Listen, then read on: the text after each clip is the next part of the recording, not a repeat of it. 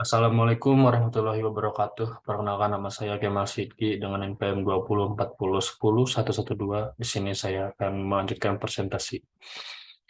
Di slide ini saya akan menjelaskan tentang menetapkan standar dan metode untuk pengukuran kinerja. Penetapan standar dan metode untuk pengukuran kinerja bisa mencakup standar dan ukuran untuk segala hal. Mulai dari yang pertama yaitu target penjualan.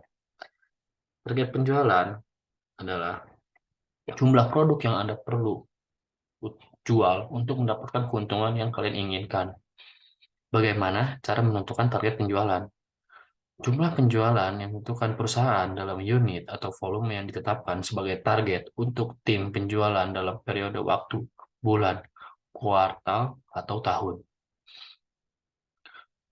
Apa yang harus dilakukan saat target tidak tercapai? Yang pertama, pastikan bahwa kalian telah berusaha semaksimal mungkin untuk mengejar target kalian.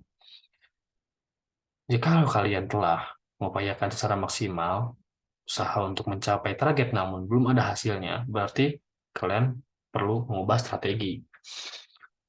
Yang jelas, dalam hal ini, kalian harus pastikan bahwa bukan karena kelalaian atau kurang berusaha sehingga target kalian tidak tercapai. Cari strategi yang baru sehingga kegagalan tidak terulang pada hari berikutnya. Dan kalian harus tetap optimis bahwa kalian pasti akan berhasil. Yang kedua ada produksi sampai pada catatan kehadiran. Biasanya ini disebut juga biaya tenaga kerja langsung. Biaya tenaga kerja langsung adalah bagian dari upah atau gaji yang dapat secara khusus dan konsisten ditugaskan atau berhubungan dengan pembuatan produk, urutan pekerjaan tertentu, atau penyediaan layanan juga. Kalian juga dapat mengatakan hal itu adalah biaya pekerjaan yang dilakukan oleh para pekerja yang benar-benar membuat produk ini produksi. Yang ketiga ada keamanan pekerja. Apa sih yang dimaksud dengan keamanan pekerja? Keamanan kerja adalah unsur-unsur penunjang yang mendukung terciptanya suasana kerja yang aman, baik berupa material maupun non-material. Kenapa keamanan kerja itu penting? Karena kesehatan dan keselamatan kerja merupakan upaya kita untuk menciptakan lingkungan kerja yang sehat dan aman, sehingga mengurangi probabilitas untuk kecelakaan kerja atau penyakit akibat kelalaian yang mengakibatkan demotivasi dan defisiensi produksi kerja. Slide selanjutnya ada biaya berbasis aktivitas. Penetapan biaya berbasis aktivitas atau sebut ABC adalah metode akuntansi yang dikembangkan baru-baru ini untuk mengalokasikan biaya tidak langsung dan tetap ke masing-masing produk atau lini produk berdasarkan aktivitas nilai tambah yang ke produk tersebut. Tujuan dari perhitungan biaya berbasis aktivitas, tujuan utamanya adalah dari digunakan rumus ABC atau Activity Based Costing. Ini adalah agar bisa mendapatkan harga produk per unit. Untuk itu, agar bisa mendapatkan biaya harga per unit, Anda harus menjumlahkan seluruh biaya atau dengan biaya overhead, lalu dibagi dengan jumlah unit yang sudah diproduksi.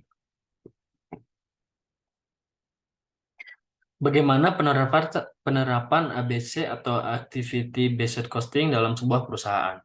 Nah, penerapannya, perusahaan menerapkan sistem ABC adalah metode yang menentukan harga yang membuat menelusur biaya ke aktivitas. Kemudian ke produk, metode ABC dinilai dari akurat dan membebankan biaya overhead kepada produk karena menggunakan lebih dari satu cost driver.